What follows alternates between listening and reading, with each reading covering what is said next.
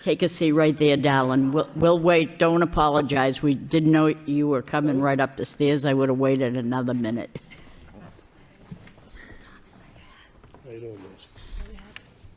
So this is the meeting of the Parks and Recreation Subcommittee. This is a continuation of the past meetings that we had in the past to talk about the fee structures for the, oh, I'm sorry. It's an introduction. So it's a continuation of the policy for the handbook. If the clerk could call the roll. Council Mercier. Here. Council Belanger. Here. Council Giccia. Here. 3 present. Okay, thank you. So getting on the subject of the Parks, Board of Parks Policy Handbook, before we begin, I'd like to introduce those in attendance. We have Interim Superintendent of the Parks Department, Jeff Lesniak. We have the Chairman of the Board of Parks, John Linehan. We have Heather Larkin, the Secretary of the Board of Parks. We have Peter Fatacanti, Recreation Director. We have Kiki Rudy, the Board of Parks member, as well as Tom Conter, who's a member of the Board of Parks as well. We have Ka ND, member of the Board of Parks, and we have Melissa Morales, member of the Board of Parks. Thank you very much for coming out on this very chilly, icy night to be here. I really appreciate it. We're going to continue on, and if any of my colleagues, we have City Councilor Corey Belanger, City Councilor Eric Giccia. So I just wanted to say that I did get an update of the fees that we have. I have the current fee structure, and if anybody is watching and they don't remember what I say, or I say it too fast and you don't have a pen to write it down, it's online on the city website, so it should be easy for you to find. So we'll start with the current fee structure, which is the permit fees, and we go down to the custodial fee, which was $150, now is $200. So if I make a mistake along the way, please correct me. I sometimes misjudge what I'm talking about here. So the other one, it will now be $200 per hour. So that's one of the things. The custodial fee, $150 of a block of 4 will now be $200. So that, does anybody have any questions, my colleagues, about that? Anybody? No? Okay, so that is that.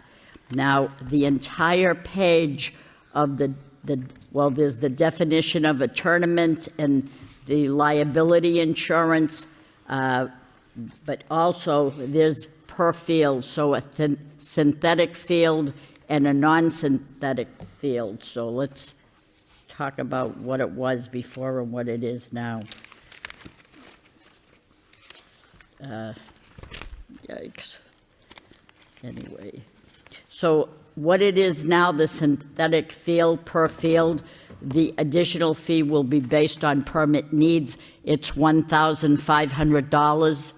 Can someone tell me what it was before? Because I can't find that page. So before we had this approved and organized. Is your green light on? Yep. Okay, Dallin, thanks. So before, all tournament fees were always just determined by the Board of Parks. So there was never a set fee. Oh, there was never a set fee. Maybe Correct. That's why I can't find it. Right. Well, that's good. Now there's a set fee and it's in there. Okay. Anybody have any questions with that one? Yes, go ahead, Eric. What was the set fee? What was the fee normally charged at when they came before you guys? So I think the board was right around $150 per field per day for tournaments, For synthetic? Did we ever? No, that was, just across the board. that was a regular phenomenon. Okay. So do we ever rent out the synthetics before?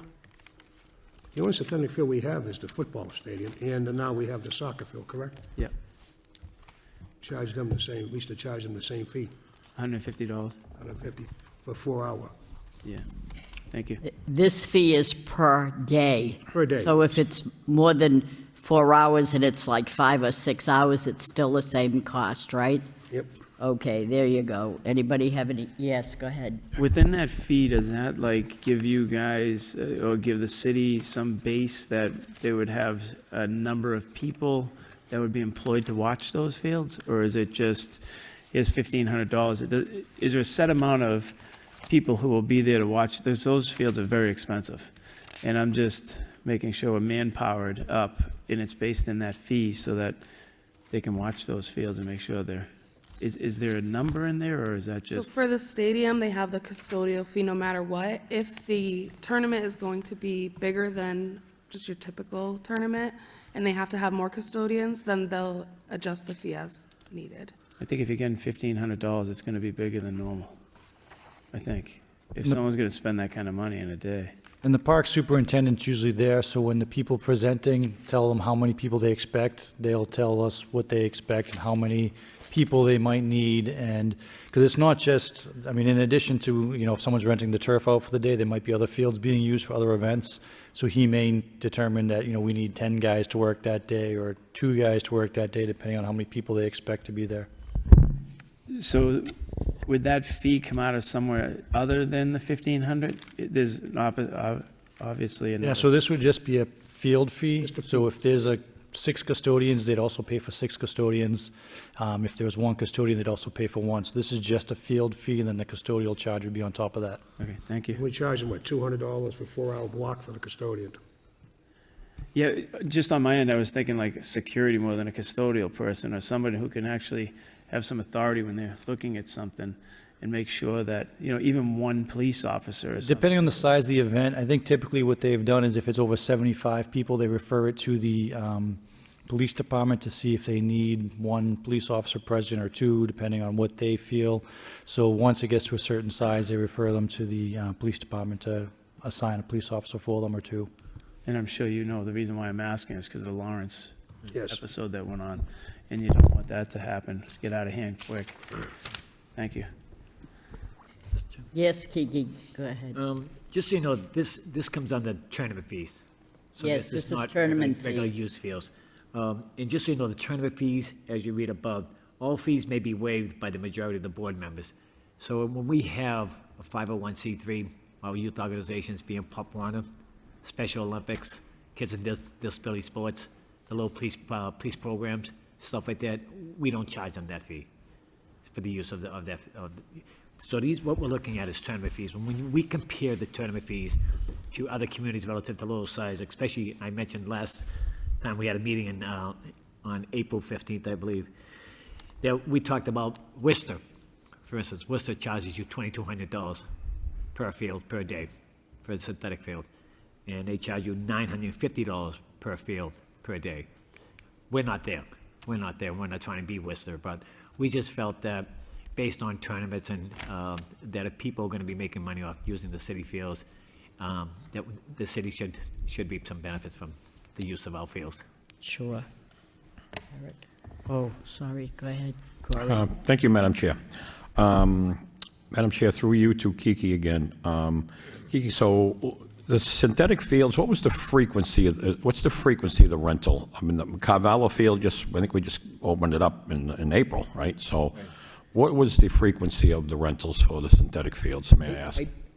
I don't believe, Council, that there was a lot of requests for that. There was a couple of requests, and the money they were willing to pay was substantial. I know for one board member, was not interested. I think it was a soccer tournament that some adults wanted to have, and they were willing to pay for a 3-day tournament or something to that effect.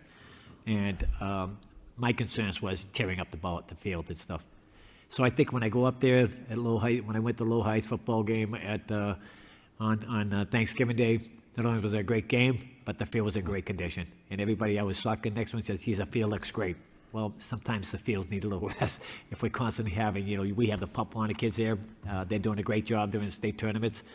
And so I think, reserving it for our youth leagues, especially right now with just I think we got a lot of ongoing issues up there at the College Stadium, as you would know, Councilor. Mm-hmm. So I think once we get all that straightened out and things are okay, then maybe we'll open it up. But I think right now, I think the board is a little concerned about, let's try to keep most of the use of that field in-house, without in-house youth programs. I share the same concerns, Kiki. Thank you. Again, so the fee, so we were charging prior to that the same as the normal, 150 a day? Is that what we were charging prior to this? Wow. Yes. So we're going up 10 times the rate. I mean, I think it's warranted, don't get me wrong. Yeah. Okay, I mean, it's significant, but these fields cost a lot of money, and they involve a lot of maintenance, and we need to make sure that's financially taken care of. So I do support it. So again, I think you already answered it, but with the model you went by, so you used the city of Worcester as We a used price Wis- point? We had actually used about 6 or 7. The secretary did a great work. She sent us out to about 6, 7 different communities. So we got it varies on what your needs are, for what a particular reason you want to rent it for. Some Okay. soccer, might be lacrosse. We haven't done boxing yet. Some communities are doing boxing. Yep. As you know, they use the new field out there in Worcester for boxing this year. So maybe in the near future, maybe we have a big boxing match out there, but. If I know you, you'll get it done. It's just a matter of us getting our fair share. You know, there's a lot of money going in year out Yep. through grants that we have to apply for to upkeep these fields. And I think we'd like to keep them. I know I'm for one, would like to keep these fields reserved for our youth. Absolutely.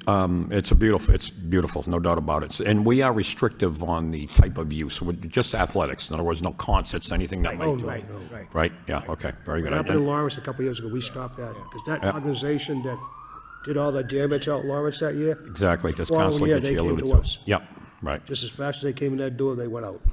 yep, We weren't gonna let them use the field. okay. Let's see, yeah, I think that's all I have. Great work, everybody, with the research, and this was overdue. And these are beautiful open spaces that we have that must be preserved, absolutely. So great work, everybody. It's all I have, Madam Chair. Councilor Getchia? So I think I know this answer. Do we know where the money goes that gets collected? Does it go back to the general fund? Yes, Or does yes. it, Goes into the general fund. see, and that, we got to work on that. It should go into another area so we can actually replace fields based off of it, rather than do that, like an enterprise fund piece or something like that. Council, I It think doesn't make myself, I've blown out my phone calls with the CFO because we have talked about several times. And he said there is it can be done. It has to be mostly from the will of the council to try to do something like that. And I'm trying to set up some special account for that. As you know, most of the times when you set up a special account, it's for an enterprise fund.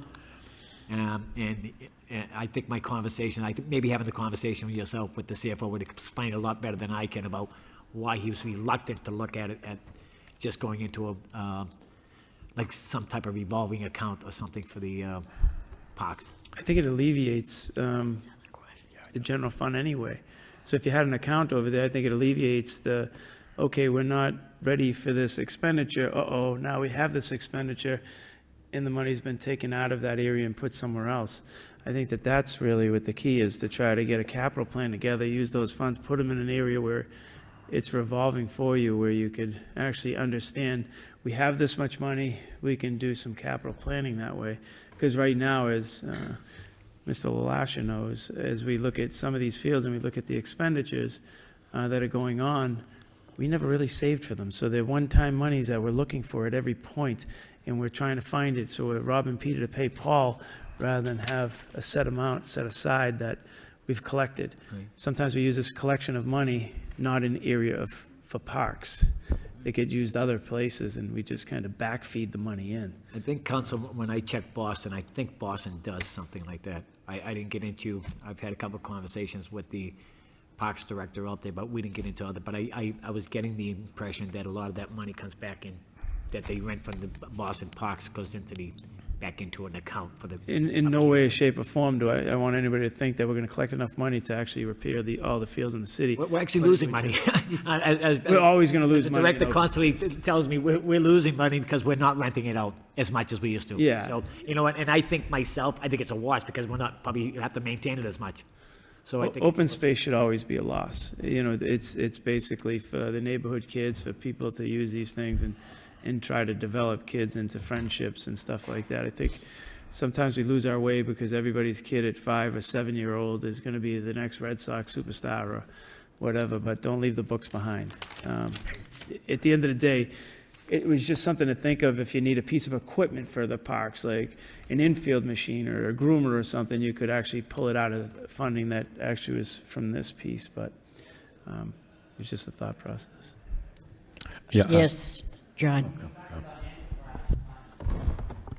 Originally, going back probably 20 years ago, there used to be an enterprise fund set up for fees that were generated through the use and rental of the facilities out there, the baseball field, the football field, in the extenuating areas.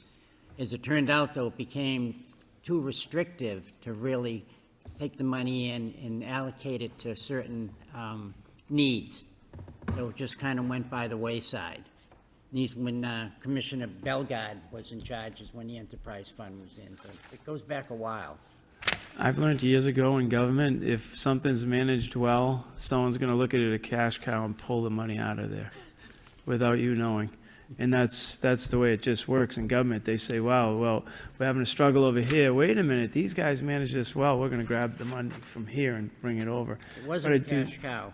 Yeah, no, but in any case, people see extra dollars over here and they just pull your money away from you and you're looking going, what happened to my funds? And they're like, oh, don't worry about that. We'll replace it. That's municipal government 101. Councilor Belanger? Thank you, Madam Chair. I just want to concur with Councilor Getchia in his comments as to these funds that are generated through these rentals. I mean, these are fees that are now aligned with other communities our size and should go back into the parks. I mean, I think you all do a great job with maintenance.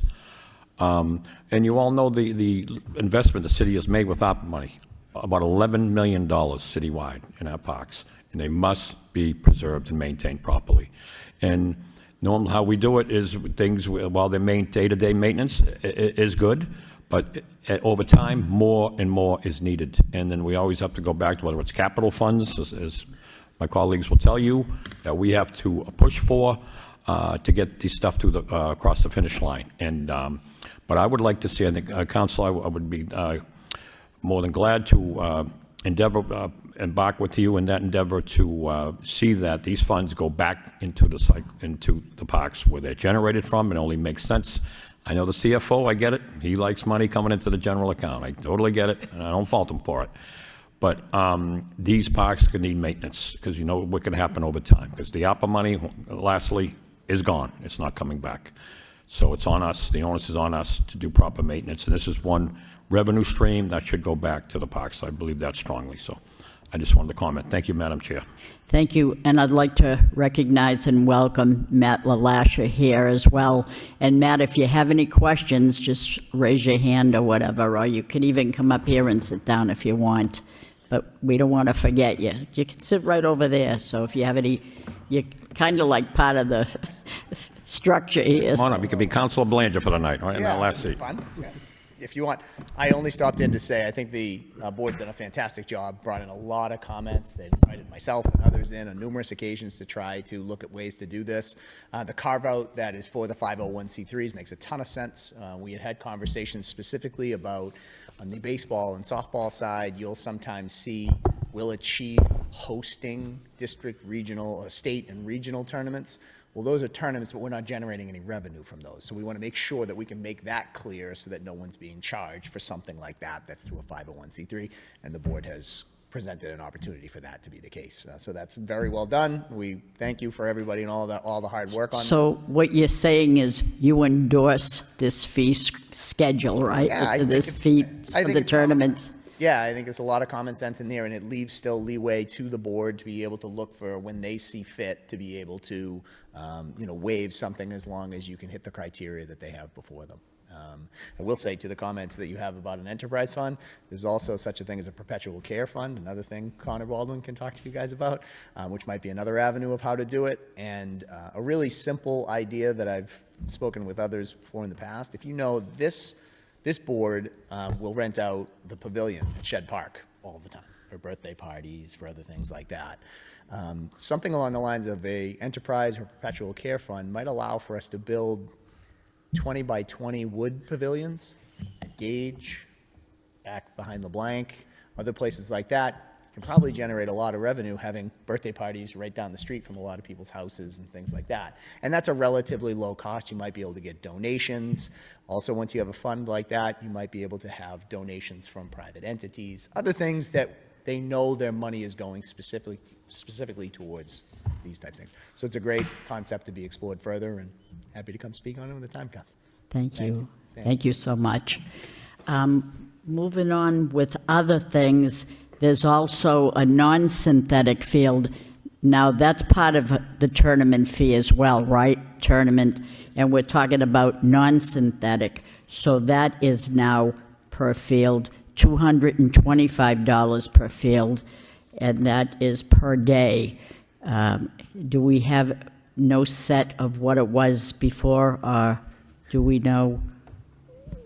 Again, it was just the board determined the fee, and they were basically using the $150 per field per day. So what I'm saying is, I'm glad that you have it structured now. So you're making it clearer for people to understand, rather than nothing to go by. You see what I'm saying? So that's good. Now we have trash removal / disposal fee. Fee may be waived if the tournament is removing their own trash. But if they're not, this is the trash removal / disposal fee per park, per day, $200. Any questions on that? Yes, go ahead. I'm just wondering if, I don't know who can answer this, if that kind of worries me a little bit. I can go into an event and say, geez, I'm having a block party, but we got to clean up. And then you get there, the crews get there Monday morning, and guess what? It's not cleaned up. And we have to go ahead and do it. Is there, some kind of security deposit being considered that can be refunded in that regard? That's something I'd like to be considered. You know better than me if you've had there's a good track record on this. Maybe I'm wrong, but that just has me concerned a little bit, So I don't know if anybody can comment on that. Okay, I'm sorry. Go ahead, John. Go ahead. Kiki, go ahead. Okay, I'm sorry, Jim. Again, when we looked at other communities, what they were doing, Worcester charges you. Now, we're talking, just so people clearly understand, we're talking tournaments. People coming in here, renting using our facilities and making money off our facilities, so we don't want to have to pay for their responsibilities. That was the intent, I think, of Mayans anyway. And in Worcester, they paid $400 per day. So this was one of my pet peeves, and the only reason because I live across the street from Father McGuire's, and every time they had a tournament games over the weekend, Friday night and Saturday, every time you come up Monday morning, the barrels would be overflowing. And of course, you got all the rodents were hanging around the barrels. We got a school right there. We got a public park right there. So I wasn't happy with that, and I called the parks a couple times, and they said, we can't pick it up on a Sunday, Keith. We'd have to bring the guys in a time and a half. So I said, well, maybe we just put some standard language in there that the people who are renting that facility would have to be responsible for paying the city and paying for the overtime, and not the city residents. So that was the intent of it, Council, that people are not leaving the garbage. And there's a lot. When you have a game, a lot of tournaments that were going on, prior tournaments going on, they're going on from 8 in the morning to 8 at night. You're talking an average of 16 teams playing in one day. That's a lot of garbage.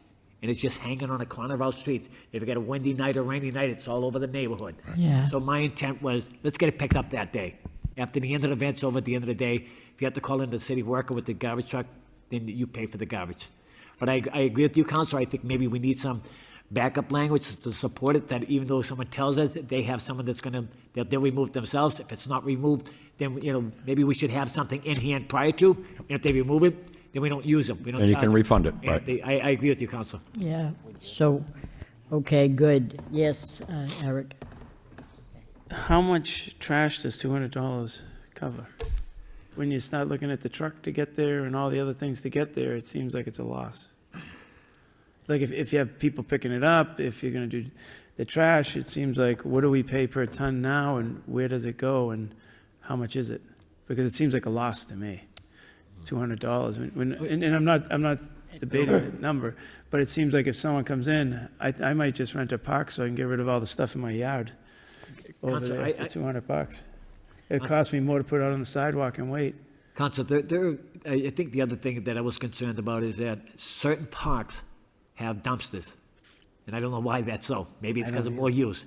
My concern with the dumpsters is that everybody who's not using a ball field is putting their garbage in there. Yeah. Especially when you have an apartment, you have a large apartment house right across the street from a Fairfields. certain park. So a lot of them people have to, as you know, that's a private contract that they have to call it again. Well, we just take our garbage, and when the games are over, when it gets dark, we throw our garbage in there. Because a lot of that stuff you're seeing that we're allegedly that we're seeing in these dumpsters, we're not from the ball field. So I have some concerns with the dumpsters, personally. And when I talked to the park superintendent, he had told me there's like 4 or 5 across different neighborhoods. I for one, I'm concerned with dumpsters in our parks. I'd rather just see the regular barrels. At the end of the day, you have the parks guys come by and pick them up, but that's just my concerns with dumpsters in the ballparks. No, and I agree. I just think when you look at $200 and you got a packer and you're driving it over, you're already over $200 by the time you get the packer to the field. And one other thing, I know that per day thing, what is the definition of a day? And should we have an asterisk down the bottom of it that defines what we're saying is a day? Because if you have, like, say, lights on one field and they go there, the day is different than if you don't have lights. So is it 6 in the morning to sundown? Is it? Well, I would say whatever the ordinance is, like the parks are required to be open a Dusk certain to dawn. time. Yeah, so each park has its own thing. Like some of them open, we can start renting it out at 8, others don't get rented out till 9. Some go till 10 PM, others go till 'Cause I 11. know we get a lot of complaints when they're there very early. Because like if you have a softball game and you're really into it, and Mr. LaLasha probably can attest to this, and Mr. Counter, is that if you got an athlete and your game's at 8 o'clock, you're there probably at 5:30 in the morning, 6 o'clock, trying to get ready. That's just what happens when you're one of those Or an 8 o'clock helicopter game. parents. Yeah, I just wonder, because it keeps saying per day, and I'm just wondering what per day just actually is defined as. If a field is lit up, they get charged a light fee too. Okay. Yeah, that's next. That's They get next. charged a light fee. So let me just say, when we're talking about trash removal, just because there's a barrel in a park and there's a game going on, and you're told to waive the fee because we'll clean up the field, and they're taking their trash and just dumping it in these barrels, that's not removing it. You mean to physically remove it and not keep it in that barrel, right? Right. So That's the intent. That's the intent. it's the same thing? That's the intent of this fee, was to remove it. If they're removing it, their own trash, Right, they're not removing it, they're putting it in. A dumpster. yeah. Now, Madam Chair, just so you know, again, and I want people to they fully understand this, we're not talking like we have right now where someone has a game, a regular softball game. And No, it's a tournament. But God, we're talking about people who are renting our facilities and making money on it, and they're leaving their garbage and they're getting extended services, I believe, from the city at no cost. And so what we're trying to say, well, if you're making money, because when they're charging some of these teams, they're not charging them $100 to $200 per team. They're charging $800 to $1,000 per team. And if you have 18 teams, there's a lot of money being made out there, or potentially, I should say. So I think the board looked at it, and we've had several meetings on this. This isn't something we put together, overnight. This is something that took us well over a year to put together and examining other communities. So I think we worked diligently, and there may be some places that, and I'm glad we're having this meeting, because I want to hear from the councilors. I want to hear what your concerns are about, like Councilor Belanger just brought up. How can we be assured that this person, if they don't pick it up, that we can make sure we can reap the money from this person? It's a great idea, because maybe it's something, maybe it was an oversight on our part that we're hoping on a system, but we could charge someone up ahead, and then if they move it, then we give them our money, we reimburse with their money. So I agree with that, and that's. Yeah, make it a little bit more understandable, because it's, any questions on on anything that we discussed already? Anything? Well, moving along to the lights. The lights per park, if needed, 4-hour block, and it would be $100 for the 4 hours, right? Yes. Yes. Yes, okay. So, any questions about that? Yeah, and just for clarification, that's in addition to the field cost. Yes, yes. In addition to the fee of the field. Yes, Right. the flat fee that we see for the synthetic and non-synthetic fields, them are fees without anything else included. So that's before the custodians, before the lights, before the trash and everything else. So these are added additional costs. Sure. Beyond the flat rate that we set for synthetic and non-synthetic fields. Did anybody look into see what the cost of running lights are for 4 hours? Have any idea, does electrical know that, or anybody? I just wonder. I don't know the answer. If it's costing us $300 to run it for 4 hours and we're giving it away at 100, I just wonder what it cost to run it. We did this with the electric car charging stations. You know, they're out there getting it for free, and we're saying, wait a minute, we're paying for this, so let's try to, you know, at least, it's not about making money, it's about just, Breaking out even. yeah. Yeah, Trying to break it even. Again, in Worcester, it was $30 per hour. And I think Yeah. we're charging $100 per 4-hour block. Yeah. And so if you want to include an electrician, if the city electrician has to go out there, then it's in the, we didn't put in hours, but it would be in the electrician would have to be, they would have to hire an electrician at time and a half For 4 hours, for too. 4 hours, but the electrician fee, if needed, would be $60 per hour with a minimum of 4 hours. I guess it was just my curiosity to see Yeah. how much money it costs to run certain lights for 4 hours. So yeah, if a city electrician is needed, it's an additional $200 on top of the $100. If the lights are already programmed to go on, then we'll just charge them the $100. Aren't most lights in the city program? You get- Right, so the only ones that we've been charging for is Colley Stadium, because those will need to be set when a permit is out there. The other ones are all just on due to the city ordinance. So Colley, they can't just set from their phone or an app and say, turn on, turn off between times yet? I'm not 100% sure how they do I don't it, think but so. we do charge anytime anybody needs the lights turned on out there. That's surprising to You me. go by some of the parks in the city here, like Shed Park, Father McGuire, the North Common. I've gone by after doing a couple games at night, and it's 11 o'clock at night. Nobody on the field, but those lights are all on. The skateboard park on Middlesex Street that's lit up till Lit up 2 in and the nobody's morning. there. So they're not on a timer or anything? These I don't lights? think so. If they are, they're set way off. So way off. Some areas of the city, I would think, Matt. it's good security. Yeah, I would agree at Hadley, it's good security. If I can give any background to that, they are set to a specific time. So in certain times of the year, they might get used, but you might only be talking about 2 months of the year where they're getting used until 9 or 10 o'clock at night, and then other times. The city electrician has looked at it at different times. Some fields are slowly but surely being upgraded where they can be done from the phone, but a lot of the lighting systems in this city are old, and they just they can't be wired that way. Sure, So sure. as everything gets upgraded through ARPA and through other capital investments, they're all going towards that, but it'll probably take a little while before it's that simple. So. Thank you so much, thanks. And the city ordinance does call for some of the park lights to be on till 10, whether they're being permitted or not. So unfortunately, some of the lights are on, whether they're being used or not, just by city ordinance. And then the other thing we've run into in the past is people will break into the boxes on the side of the poles and adjust the timers. So even though it's set to go off at 10, the time, I think it's 7 in the afternoon, 7 in the evening, when it's really 9 o'clock at night, keeping it on till midnight. Thank you so much. Did we leave anything out that you think we should have included in this policy fee structure? So The handbook? I'd like to reiterate that when it comes to the 501c3, those are for Lowell-based 501c3s that are taking care of Lowell residents. So if it's a 501c3 from another town, those wouldn't necessarily get the waived fee. And the other thing that I wanted to reiterate is that the per-day fee, if someone rents, we have a lot of tournaments that start on Thursday or Friday night. They may only have one game from 6 to 8 or 6 to 9. That gets the same fee as the 10-hour day. So if someone's renting a synthetic field for one game on a Friday night to start their tournament, they're paying the same $1,500 fee as if they have 4 games on Saturday. So those are some other things to keep in mind. But we always think about a per-day fee as 12-hour days, but sometimes it's 2, 3, 4 hours at a time.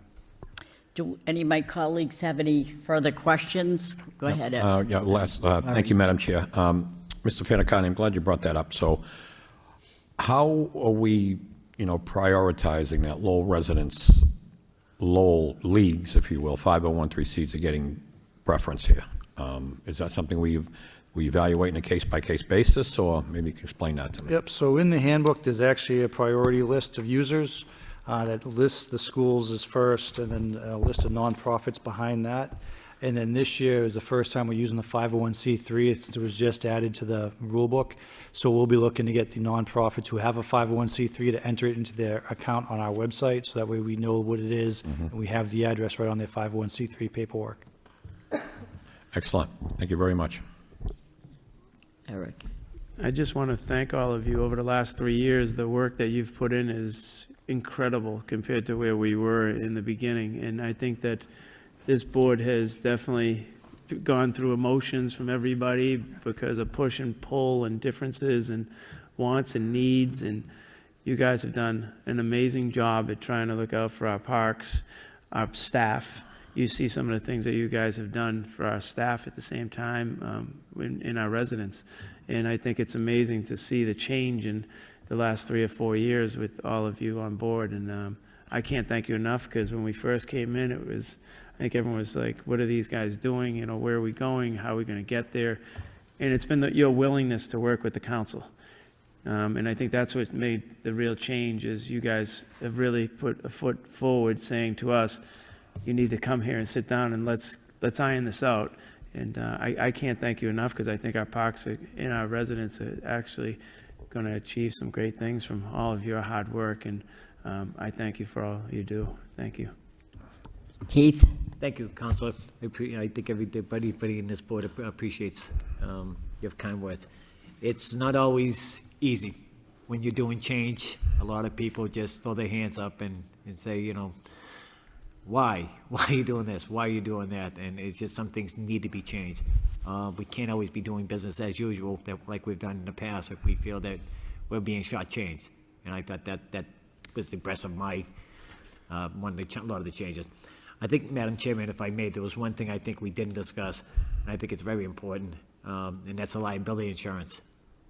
So when these people are now renting out fields for the day, they have to come up with a bond, they have to have liability insurance. So as my co-member Tom mentioned earlier about the fields that happened out there in Lawrence, when they completely destroyed Veterans Field, I'm not sure that the people who were renting the field was forced to have liability insurance, so the town had to pay for all that or whatever, or go after them civilly. So this would help us a lot. And again, you see that in every contract that I looked at in every community had liability insurance for people renting out fields for tournaments. Did you say how much the liability insurance was? I It believe should it's- be a Madam Mayor, I million. believe it's $1 million. $1 million. Yes, it is. Yeah. Because I should have said that. In the policy, there's a definition of what a tournament is. There's a definition of liability and what is the minimum amount of the liability that you have to have. So I'm glad that you put that forward. I did not say that. Madam Chairman, I'd also want to thank, personally, I want to thank Attorney Corey Williams. He helped me a lot. Again, I grabbed his ear a few times, you know, whether we were just out walking in from our cars to the cars, or just in, you know, meeting with him in City Hall. He's been a great help and assistance on what we can do and what we can't do and how we can do it. So I think a lot of his advice really helped supplant a lot of the language that we have in here. Thank you, Corey.